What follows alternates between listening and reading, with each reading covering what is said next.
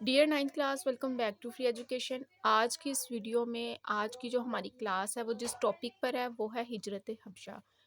آپ اسٹوڈنٹس سب کو پتہ ہے کہ ہم لوگوں نے یونٹ نمبر 4 سیرت طیبہ رسالت کا مکی دور یعنی کہ فریضہ رسالت کا مکی دور، یہ ٹاپک ہم نے اسٹارٹ کیا ہوا ہے۔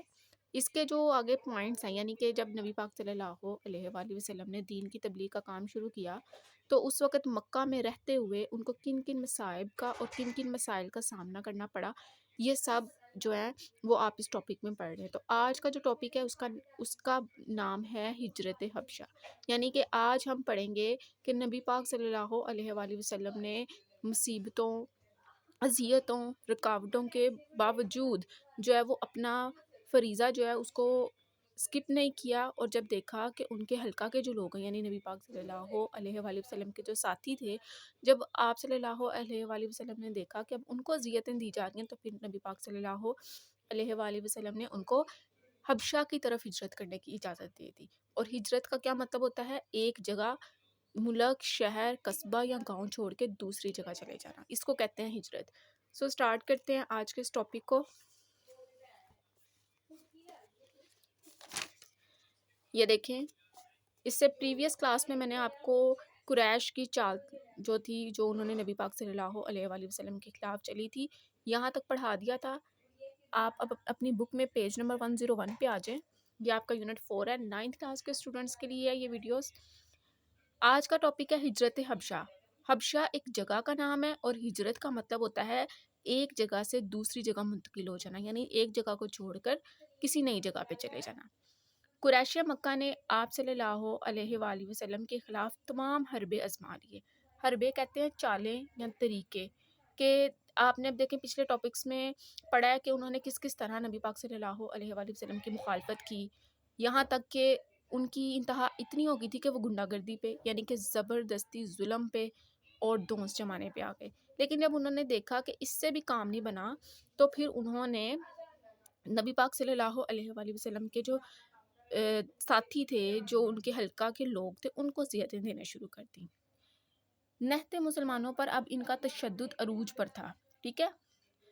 ظلم، تشدد کہتے ہیں ظلم کو، عروج کہتے ہیں بلندی پہ ہونا، حد پہ ہونا، انتہا پہ ہونا کسی چیز کا۔ مکہ مکرمہ کی سرزمین مسلمانوں کے لیے تنگ ہو گئی تھی اور ان کے صبر کا پیمانہ چھلک اٹھا تھا۔ چھلک اٹھنا کا مراد ہو گیا کہ ان کا صبر جو ہے وہ ظاہر ہونے لگ گیا تھا کہ وہ اب ان کی صبر کی انتہا ہو گئی ہے۔ آپ صلی اللہ علیہ وآلہ وسلم نے اذن ربی، اذن کا مطلب ہوتا ہے حکم، ربی کہتے ہیں اللہ کو، اللہ کا حکم، ٹھیک ہے، رب کا حکم۔ اذن ربی کے بغیر مکہ مکرمہ چھوڑ نہ سکتے تھے۔ اب نبی پاک صلی اللہ علیہ وآلہ وسلم جو تھے وہ اللہ تعالیٰ کی اجازت، ان کے حکم کے بغیر مکہ سے مدینہ نہیں جا سکتے تھے یا کہیں بھی ہجرت نہیں کر سکتے تھے، کیونکہ ان کو اللہ تعالیٰ کی طرف سے بھی حکم نہیں ہوا تھا۔ البتہ آپ صلی اللہ علیہ وآلہ وسلم نے ستم رسیدہ، ستم رسیدہ کہتے ہیں مظلوم، ایسے لوگ، ایسا گروہ یا وہ لوگ جن کو تکلیفوں اور مصائب کا سامنا کرنا پڑے، ستم رسیدہ اور مظلوم مسلمانوں کو ملک حبش کی طرف ہجرت کی اجازت دے دی۔ یعنی اب اس لائن میں یہ دیکھیں، یہ بتایا گیا ہے کہ نبی پاک صلی اللہ علیہ وآلہ وسلم نے خود ہجرت نہ کی کیونکہ وہ اللہ تعالیٰ کے حکم کے منتظر تھے اور ابھی ان کو حکم نہیں ہوا تھا، لیکن انہوں نے دیکھا کہ اب ان معصوم لوگوں کو، مظلوم لوگوں کو اذیت دی جا رہی ہے تو آپ نے ان کو حکم دے دیا کہ اب آپ یہاں سے چلے جاؤ۔ مسلمانوں کی یہ جماعت جنہوں نے ہجرت کی تھی 11 مردوں اور 4 عورتوں پر مشتمل تھی۔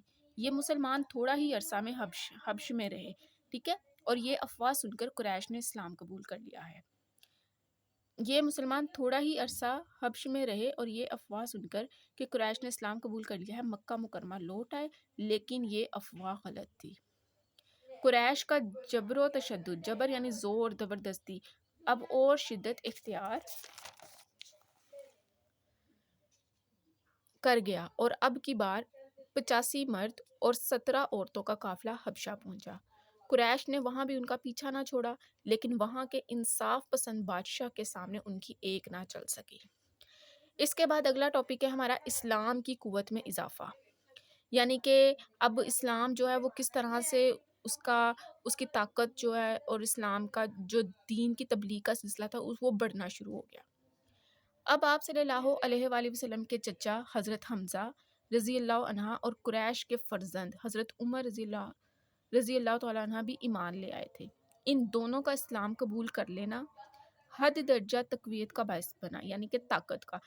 اب ہوا کیا کہ جب ان دو لوگوں نے آپ صلی اللہ علیہ وآلہ وسلم کے چچا یعنی حضرت حمزہ اور قریش کے جو فرزند تھے حضرت عمر، جب ان دو ہستیوں نے اسلام قبول کیا تو اس وقت نبی پاک صلی اللہ علیہ وآلہ وسلم کا جو گروہ تھا وہ طاقتور ہو گیا، اور حضرت عمر رضی اللہ تعالیٰ عنہ تو عین حرم کعبہ میں اپنے اسلام کا اعلان کیا، یعنی حضرت عمر نے اعلان کر کے یہ بات بتائی کہ انہوں نے اسلام قبول کر لیا، جس کا مطلب یہ تھا کہ اسلام اب ایک قوت بن کر ابھرے گا، یعنی ایک طاقت بن کے ابھرے گا۔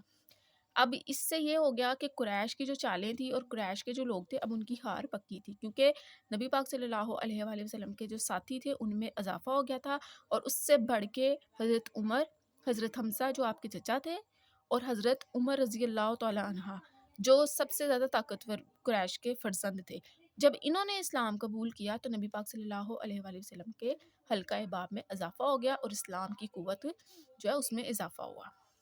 اس کے بعد اگلا ٹاپک ہے مقاطعہ اور نظر بندی۔ مقاطعہ کا مطلب ہوتا ہے تعلق ختم کرنا، بائیکاٹ کر دینا، ٹھیک ہے، اور نظر بندی کا مطلب ہوتا ہے قید یا کسی کو گھر میں بند رکھنا، اس کو کہتے ہیں نظر بندی۔ دشمنان حق اپنی تمام کوششوں کے باوجود تبلیغ حق کو نہ روک سکے۔ اب دشمنان حق کا کیا مطلب ہے؟ جو دین کے دشمن تھے، جو اسلام کے دشمن تھے، انہوں نے بہت کوششیں کی، بہت چالیں چلی، لیکن وہ نبی پاک صلی اللہ علیہ وآلہ وسلم اور ان کے ساتھیوں کو ان کے مقصد سے پیچھے نہ کر سکے۔ حق کا سیلاب جتنا آگے بڑھتا، قریش کے اضطراب میں بھی اسی قدر اضافہ ہو جاتا۔ اضطراب کہتے ہیں بے چینی کو، ٹھیک ہے۔ مکہ کے تمام قبائل نے محرم 7 نبوی میں ایک معاہدہ کیا اور طے پایا کہ بنو ہاشم کا بائیکاٹ کیا جائے اور ان سے کسی قسم کا تو کوئی تعلق نہ رکھا جائے۔ بنو ہاشم بے بس ہو کر شب ابی طالب میں پناہ گزین ہوئے۔ پناہ گزین کا مطلب ہوتا ہے جنگ یا پھر کسی خطرے یا نقصان کی حالت میں محفوظ جگہ تلاش کر کے وہاں چلے جانا۔ محفوظ جگہ کی تلاش میں ہجرت کرنے والے گروہ کو کہتے ہیں، ٹھیک ہے۔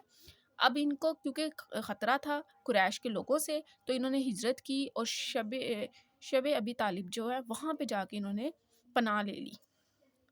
نظر بندی کا یہ انتہائی سخت دور 3 برس تک رہا، یعنی 3 سال تک ان کو قید دی گئی، اور حالت یہ ہو گئی کہ درختوں کے پتے اور سوکھے چمڑے ابال ابال کر کھائے جانے لگے اور بچے بھوک سے تڑپنے لگے۔ آخر میں قریش ہی کے ایک خدا ترس شخص ہشام بن عمرو کی کوششوں سے یہ ظالمانہ فیصلہ ختم ہوا، یعنی کہ جب قریش کی چالیں ناکام ہوتی جا رہی تھی، پھر انہوں نے جو ہے وہ بنو ہاشم کے لوگوں کو تکلیفیں دینا شروع کی، اور بنو ہاشم نے جو ہے ان کی تکلیفوں سے تنگ آ کر شب ابی طالب میں جو ہے وہ ہجرت کر کے آگے وہاں پہ پناہ لی، لیکن وہاں پہ بھی ان کی نظر بندی اتنی سخت تھی کہ یہ 3 سال تک ان کو اس نظر بندی کا سامنا کرنا پڑا۔